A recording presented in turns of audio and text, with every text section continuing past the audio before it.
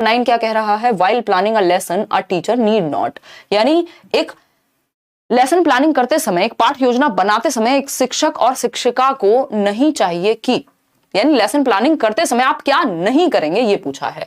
तो lesson planning करते समय आप कंसल्ट करेंगे रेफरेंस बुक को, बिल्कुल कर सकते हैं। ऐसा थोड़ी है कि आप अपना लेसन प्लान कर रहे हैं तो आपका, जब हम सिलेबस भी कर रहे हैं तो पता नहीं कितने सोर्सेज एकदम तलाशने पड़ते हैं, चाहे वो एनआईओएस की किताबें हो, चाहे वो इग्नू की किताबें हो, चाहे वो एनसीईआरटी की किताबें हो, सीबीएसई के मैनुअल्स हो, आपके मेरी पर्सनली जो इतनी किताबों के ढेर हैं, है ना, तो क्या होगा, रेफरेंस बुक्स तो यूज करनी पड़ती हैं। ऐसा थोड़ी है कि आप सब कुछ जानते होंगे। तो वह एक संदर्भ पुस्तक से परामर्श ले, लेसन प्लानिंग में जरूरी है।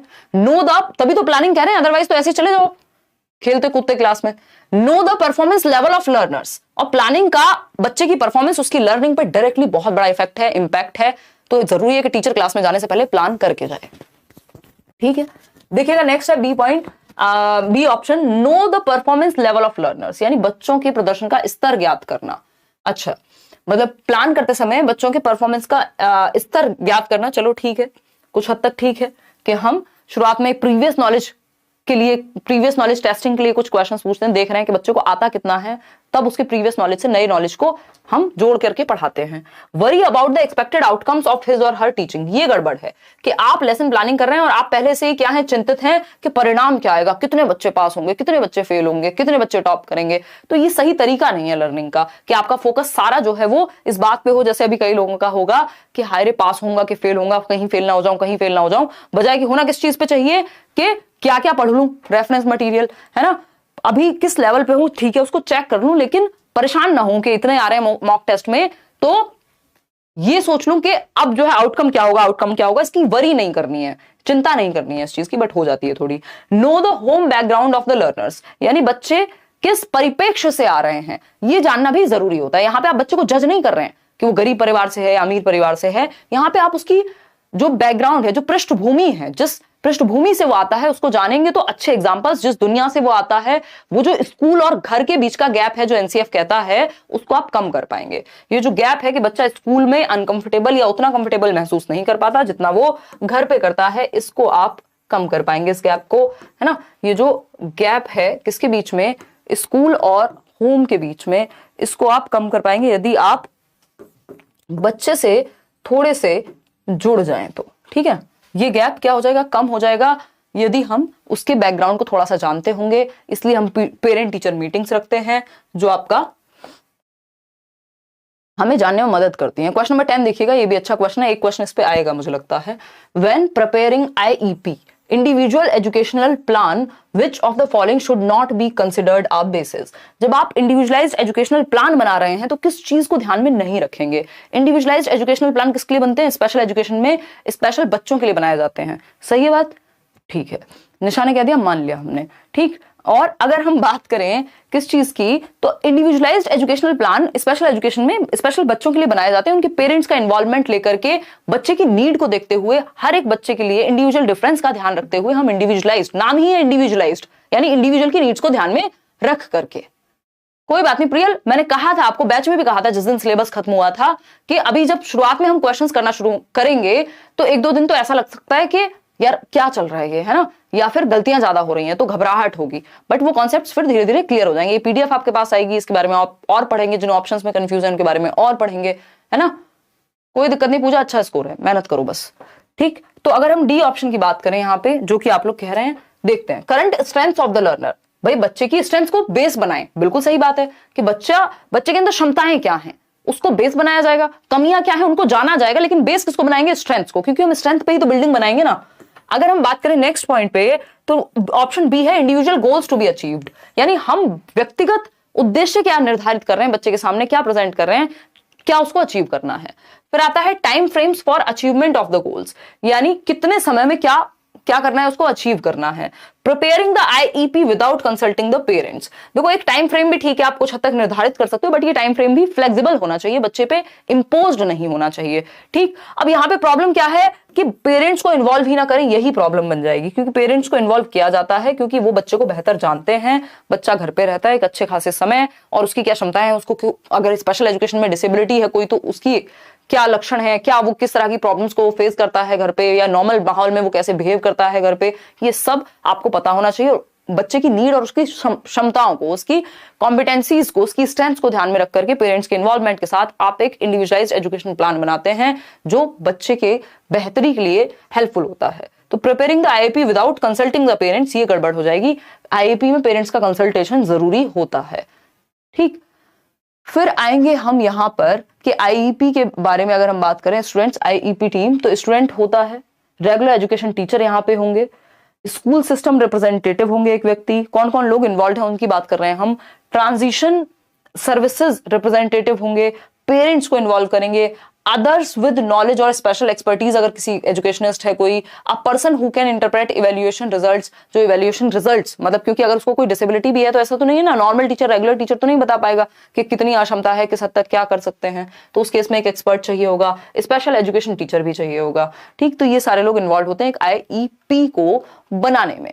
ठीक है, क्लियर है, कोई दिक्कत भाई? कोई भी दिक्कत है तो बता दीजिए। उन्मत गुप्ता कह रहे हैं लाइक कर दो। ठीक है, चलिए वो आप लोग करते रहेंगे, अब बहुत ही सीरियस समय है, ये सब तो करते ही रहेंगे बीच बीच में। ठीक, थोड़ा प्रयास करेंगे हंसी मजाक करने का। देखिएगा क्वेश्चन नंबर, क्योंकि आजकल प्रयास ही किया जा रहा है, नेचुरली तो बहुत ज्यादा हंसी मजाक आ नहीं रहा है। ठीक, 125 वाले क्या, अरे खुश रहो यार और मेहनत करो, अब क्या ही सोचना है। और इस टेस्ट को जो भी आप दे रहे हो उसको फाइनल क्यों मान रहे हो? अगर यही फाइनल हो जाते तो फिर तो बोर्ड के पेपर में और जो टीचर में टेस्ट होते हैं उनमें अंतर होता है। और यहाँ तो 4 साल बाद सिलेबस चेंज होकर के चीजें आ रही हैं जो शायद पहले टॉपिक्स पूछे ही नहीं है वो आ रहे हैं। ठीक, शायद क्या मतलब पूछे ही नहीं है। देखिएगा क्वेश्चन पूछा है, looking at a visual a teacher in her class said to students, यानी कि विजुअल को देखते हुए, दृश्य को देखते हुए टीचर ने कहा अपनी कक्षा में, विद्यार्थियों से पूछा कि what does the picture mean. मान लीजिए टीचर ने कोई पिक्चर देखी, पिक्चर मतलब वो वाली पिक्चर नहीं, कहीं डिस्को में जाने वाली नहीं, एक पिक्चर देखी, एक फोटो देखी, ठीक, या कोई दृश्य देखा। अब इसको देखते हुए टीचर ने क्वेश्चन पूछा कि तुमको इस पिक्चर का मतलब क्या है। तो हो सकता है उसमें एक पेड़ हो, एक पहाड़ हो, एक नदी हो, कुछ और हो, ठीक, या झूमेरे पठान हो। ठीक, देखी तुमने, वेरी गुड। समय ही नहीं है, मैंने बोला था दिखाऊंगी, अरे यार वो पता नहीं किस क्षण में बोल दिया होगा, जनवरी में बोला होगा, अब तो गया समय। रात गई बात गई, देखो। अरे यार देखेंगे पीजे, हाँ हाँ बिल्कुल, ये पुअर जोक था, बट आप मैनेज करेंगे क्योंकि उसके अलावा आप क्या ही कर सकते हैं इतनी दूर से, है ना। देखिएगा, टमाटर तो नहीं फेंक सकते हैं। देखिएगा, अगर हम बात करें यहाँ पे बी ऑप्शन की, 48% लोग कह रहे हैं, बिल्कुल सही बात है कि इस पिक्चर का मतलब क्या है ना, आप इसमें देख क्या पा रहे हैं, आपको क्या समझ में आ रहा है, ये पूछा है टीचर ने, ठीक है ना। तो ये नहीं पूछा बस टाइटल दे दो एक। तो यहाँ पे the task relates to which of the following category of cognitive domain of Bloom's taxonomy. Bloom's taxonomy मैंने कराया है यूट्यूब पर भी, बैचेस में भी, वीओडी में दिया है, तो ये आप जरूर देख लीजिएगा। ब्लूम पे एक आध क्वेश्चन आना मुझे लगता है नॉर्मल है, आ सकता है। तो अंडरस्टैंडिंग की हम बात करेंगे यहाँ, क्योंकि नॉलेज में तो सिर्फ डिफाइन करना होता है, या फिर आपको सिर्फ यहाँ पे थोड़ा सा आपको समझ में क्या आया है उसको देख करके ये बताना है। मीन का मतलब ये है कि आपको उससे समझ में क्या आया है, ठीक, सिर्फ लेबल नहीं करना, सिर्फ डेफिनेशन नहीं बतानी है यहाँ पे किसी चीज की। एनालिसिस की तो अभी बात ही नहीं हुई। एप्लीकेशन में तो कुछ आपको अप्लाई करना होता, जो आपने सीखा होता, भाई आपने कैलकुलेशन सीखी और दुकान पे जाके सामान ले रहे हैं, तब वो एप्लीकेशन है।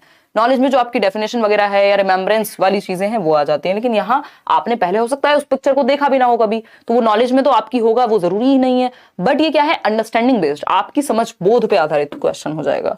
आगे बढ़ेंगे क्वेश्चन नंबर 12 पर। क्वेश्चन नंबर 12 क्या कहता है, विच of the following tools of assessment yields quantitative data. Quantitative data मतलब कि भाई एकदम क्वांटिफिएबल डेटा कहां से मिलेगा, मात्रात्मक डेटा कहां से मिलेगा, आकलन के निम्नलिखित उपकरणों में से कौन मात्रात्मक डेटा देता है। क्वांटिटेटिव बोले तो क्वांटिटी, परसेंटेज, नंबर्स कहां से आएंगे। क्वालिटी क्या है, बेहतर, बहुत बढ़िया। जरूरी नहीं वहां पे नंबर्स की बात हो, क्योंकि क्वालिटी मतलब गुणवत्ता, लेकिन क्वांटिटी मतलब यहां पे नंबर्स की बात होगी। एग्जैक्ट डेटा चाहिए होगा, इतने परसेंट आए या फिर इतने लोग थे, इनमें से इतने पास हुए, इतने फेल हुए, ये क्या है, क्वांटिटी है।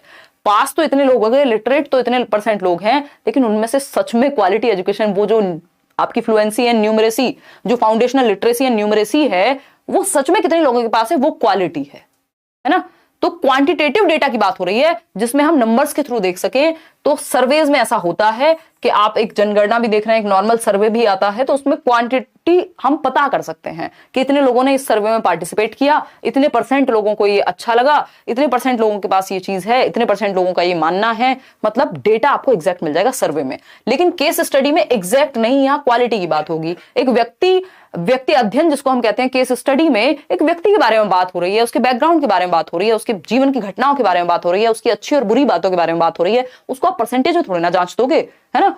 तो ये तो क्वांटिटी नहीं क्वालिटी की बात होगी। फोकस ग्रुप डिस्कशंस, ये आपके एनसीएफ बनाने से पहले भी होते हैं फोकस ग्रुप डिस्कशंस, इनमें भी चर्चा क्वालिटी बेस्ड है, ये ना कि ये क्वांटिटी बेस्ड है। बहुत सारी बातें निकल के आएंगी कि करिकुलम में ये होना चाहिए, वो होना चाहिए, उसमें से कुछ चीजें मानी जाएंगी, कुछ चीजें नहीं मानी जाएंगी। तो वो फोकस ग्रुप डिस्कशन का मतलब ही हो गया, डिस्कशन तो कोई क्वांटिटेटिव थोड़ी होता है, ठीक है ना। फिर आएंगे पोर्टफोलियो पे। तो पोर्टफोलियो में एक फाइल है आपके अचीवमेंट्स की over the period of time जो बनाई गई है, ये परसेंटेज या नंबर्स में आपको फीडबैक नहीं देती, इससे आप समझ बनाते हैं। तो सिंपल आंसर के A option is the right answer. आगे बढ़ेंगे क्वेश्चन